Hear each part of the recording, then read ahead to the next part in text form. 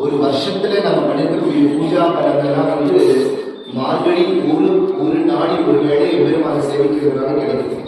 ஏன்னா எல்லாம் உண்மையிலே எல்லா வைஷ்ணவ பெருமக்கள் எல்லாம் சொல்லியாச்சு. இந்த மாதத்துடைய பகவானே வந்து பகவத்கீதையில மாஷாலா மாதம், அதாவது அர்ஜுனா மாதங்களில் நான் மார்கழியாக இருக்கிறது பெருமானே திருவாய் மலர்களுடையது. அதே போல தாயார் என்னன்னா இந்த ஏனிய திருப்பள்ளி எழுச்சி நாம் முதல் சேவிக்கிறோம், அதுக்கடுத்து திருப்பாவை நாம் சேவிக்கிறோம். அதுக்கு என்னன்னா தொடர்ச்சி கொடியாழ்வார் வந்து நேரடியாக எம்பெருமானையும் துயிலெழுப்புகிறார் திருப்பள்ளி எழுச்சியில. அதே போல நம்மாழ்வாரும் முதல் திருப்பள்ளி எழுச்சி பெருமான் பாட்டு யாருன்னா விஸ்வாமித்திர மகர்ஷிகள். நம்ம நித்தியம் கேட்கக்கூடிய சுப்பிரபாதம். அதுக்கு அடுத்து ஆழ்வாராதிகளில் முதல்ல திருப்பள்ளி எழுச்சி பாடுறது யாருன்னா சுவாமி நம்மாழ்வார்.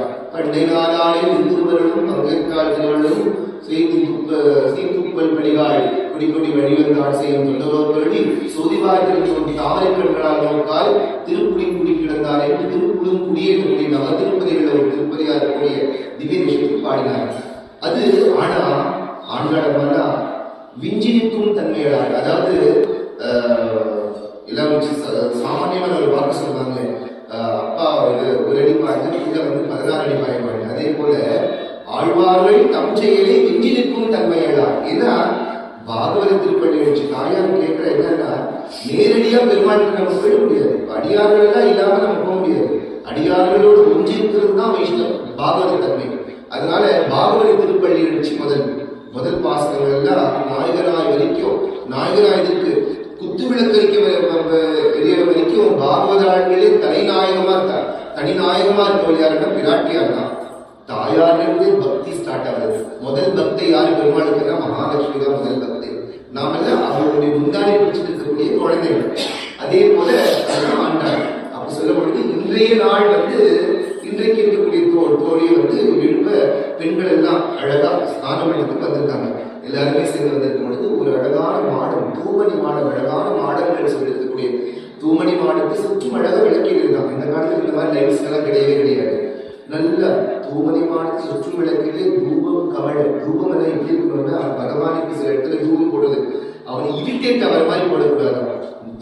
நாம நறுமணம் தஷாமம் உக்ரோதூபம் சுகந்தம் சமனோகரம் கபிலாமிசமித்தம் தூபோயம் பிரதிபிடிக்காமன்றது ஸ்ரீசுதி. அது போல சுகந்த பரித்தமான அதை நாம வந்து என்ன மாதிரி ஒரு பிராக்ரன்ஸ் சொல்றது போல அது தூபம் எடுக்கணுமா. அதனால அந்த மாதிரி ஒரு பிராக்ரன்ஸ் இருக்கிறது தான் தூபம்.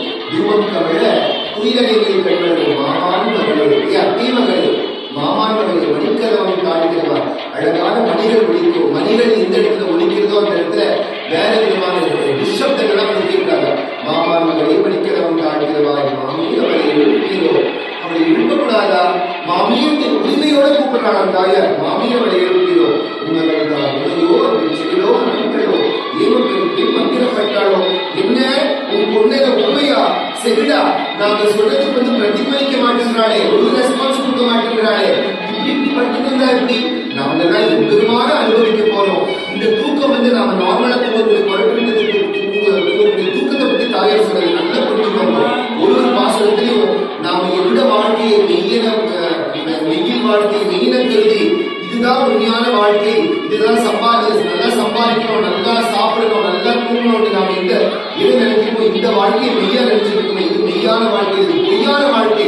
இந்த வாழ்க்கையில உறக்கமென்று ஒழுங்கிட்டீங்களே நீங்கெல்லாம் இதுல இருந்து மெய் உணர்ந்து எம்பெருமான எல்லோருக்கு வாங்கோன்னு தான் சொல்றோம். ஊமையோ செவிடோ அனந்தடோ ஏதோ பெண்ணில் மந்திரப்பட்டாளோ என்றுதான் மந்திரப்பட்டாளோ ஏதாவது மந்திர ஆவேசத்தால மந்திரத்தில் தூங்கிருக்கிறாளா, யாராவது மாயமந்திரம் பண்ணிட்டாங்களா, மந்திரப்பட்டாளோ மாமாயின் மாதவன் வைகுந்த நின்றென்று நாமம் பலவும் நவீந்தேரோ என்பாவாய் மாமாயின். அவனுடைய மாயத்தன்மை எப்படின்னா அப்ராக்கிருதமா இருக்கக்கூடியது. அவன் பிறந்தது, வளர்ந்தது, நடந்தது, செயல்பட்டது எல்லாமே விசேஷமான ஒரு சேத்தித்தம், பகவானுடைய ஒரு ஆனந்தமான ஒரு சேத்தித்தம் அனுபவிக்கக்கூடியது.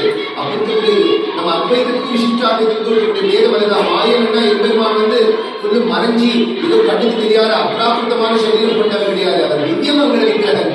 அவன் மாயையாகவும் விளையாடலாம். அவன் சுரூபமாகவும் இருக்கலாம், அனுபவமாகவும் இருக்கலாம். அதாவது சுரூபமா இருக்கலாம், கண்ணுக்கு அவங்களுக்கே தெரியாத ரூபமாக ஜோதியாகவும் அவங்களுடைய இஷ்ட பிரகாரம் மாதவன் வைகுந்தன் ராமன் தனக்கும் நன்றி ஏதோ என்பாவாய் அதை அழகான பாடு எழுந்திரு பெண்ணை சொல்லும் பொழுது இதோ வந்துவிட்டு என்று அவன் பாவக்கூடாமல் சேர்ந்து கொண்டார்கள் இதே வாசலுடைய